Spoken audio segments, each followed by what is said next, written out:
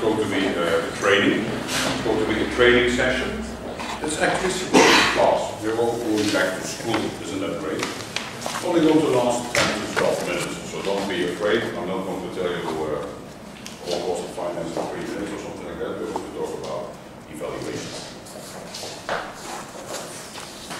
Feedback. Feedback. Why should I read it?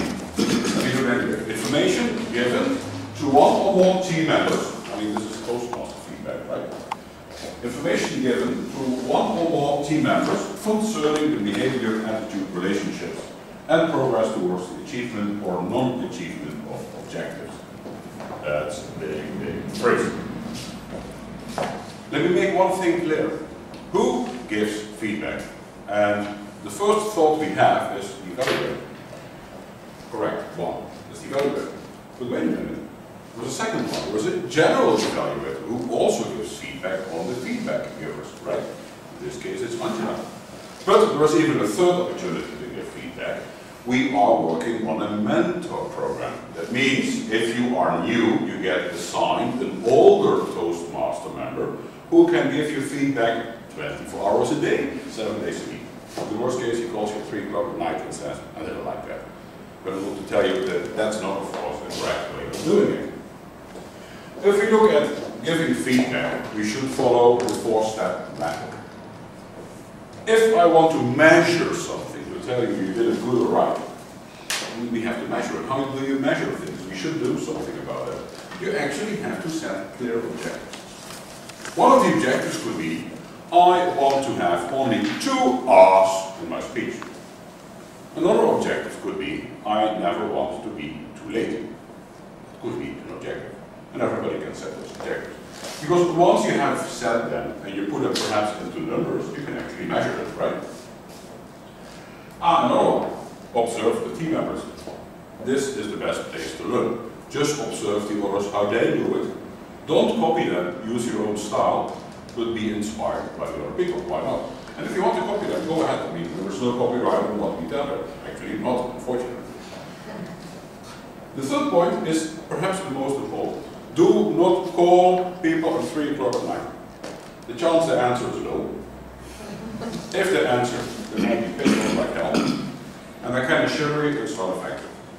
If you want to give feedback, do it immediately on the spot. I mean, don't start shooting them down, we will look at that, but feedback should be given between those walls. Once everybody is on the street, the feedback should be given and everybody is aware of that, right? And the last one is very important. Some people have, as Carol says, you know, the negative thinkers. They only look at the bad things. I want a bad speech. You know, no, wait. Everybody doing something here will do good things and bad things. Why are we here? We are here to do even better with the good things and to do less with the bad things. You should, if you give feedback, make a remark about both. If a Toastmaster member receives only negative feedback on all the things he does wrong, which we don't do, but guess what would happen if you would do that? I think the person would probably run away after 2 or 3 months.